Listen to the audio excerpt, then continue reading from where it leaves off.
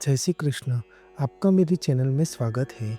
हिंदू धर्म में सभी तिथियां महत्वपूर्ण मानी जाती हैं, लेकिन एकादशी तिथि का विशेष महत्व माना गया है।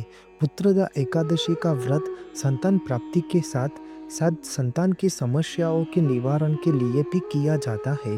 पौष माह के शुक्ल पक्ष में आने वाली एकादशी पुत्रदा एकादशी तिथि 10 जनवरी 2025 यानी कि शुक्रवार के दिन मनाई जाएगी। पुत्रदा एकादशी का व्रत निसंतान व्यक्ति पूर्ण श्रद्धा और विश्वास के साथ करता है और श्री हरि भगवान विष्णु की विधि विधान से पूजा अर्चना करता है। उसे संतान की प्राप्ति अवश्य होती है। संतान सुख की इच्छा रखने वाले को इस व्रत का पालन करने से संतान की प्राप्ति होती है। मान्यता है कि इस दिन व्रत रखने से भक्तगण को भगवान श्री हरि विष्णु की विशेष कृपा प्राप्त होती है और मृत्यु के बाद मोक्ष की प्राप्ति होती है।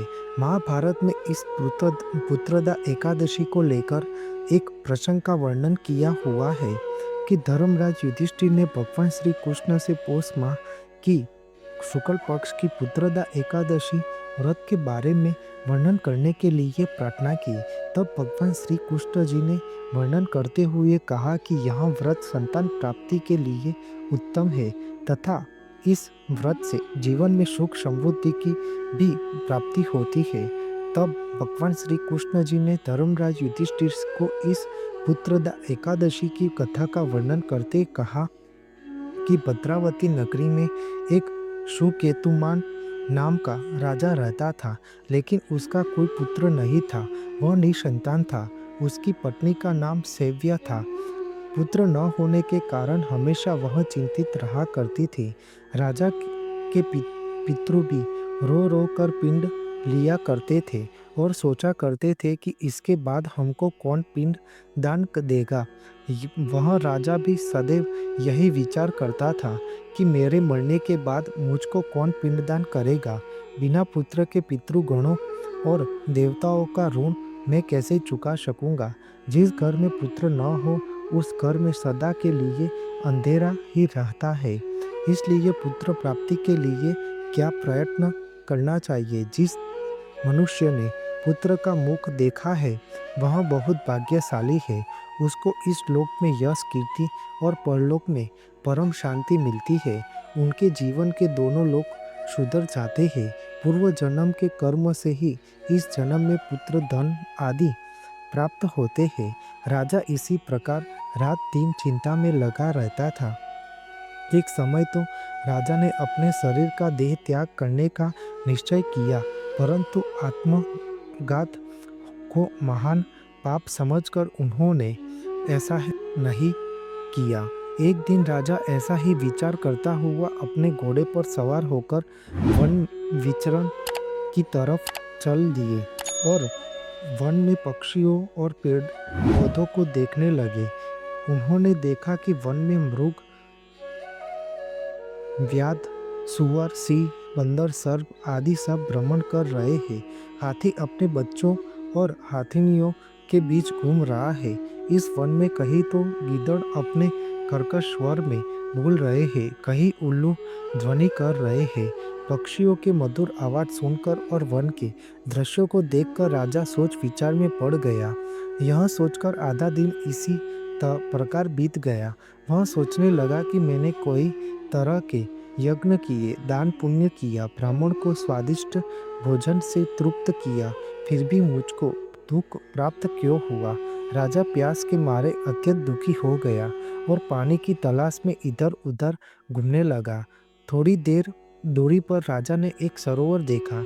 उस सरोवर में कमल खिले थे तथा सारस, हंस, मगरमच्छ आदि विहार कर रहे थे। उस सरोवर के चारों तरफ ऋषि मुनियों के आश्रम बने हुए थे। उसी समय राजा ने दाहिने अंग फड़कने लगा। राजा शुभ सुकून समझकर घोड़े से उतरकर ऋषि मुनियों को दंडवत प्रणाम करके बैठ गया। राजा को देखकर ऋषि मुनि ने कहा, हे राजन, हम तुमसे अत्यंत प्रसन्न हुए। तुम्हारी क्या इच्छा है, जो हमसे कहो।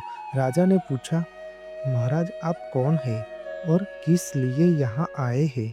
कृपा करके बताइए। ऋषि मुनि कहने लगे कि राजन, आज संतान देने वाली पुत्रदा एकादशी है। हम लोग विश्वदेव हैं और इस सरोवर में स्नान करने के लिए आए हैं। यह सुनकर राजा कहने लगा कि महाराज, मेरे भी कोई संतान नहीं है, मैं निसंतान हूँ।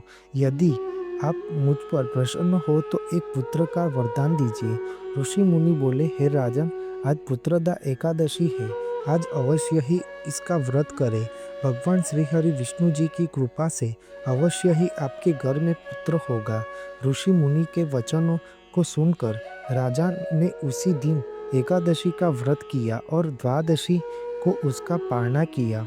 इसके पश्चात ऋषि मुनियों को प्रणाम करके राजमहल में वापस लौट आया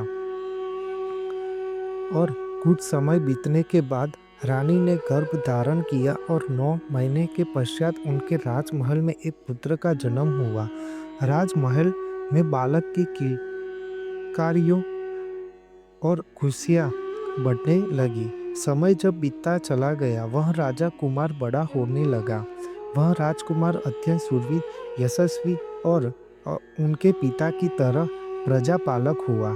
जिस तरह राजा ने पुष माह की पुत्रदा एकादशी का व्रत करके पुत्र की प्राप्ति की, इसी तरह मनुष्य भी इस पुत्रदा एकादशी का व्रत करके अपने सारे मनोरथ पूर्ण कर सकता है।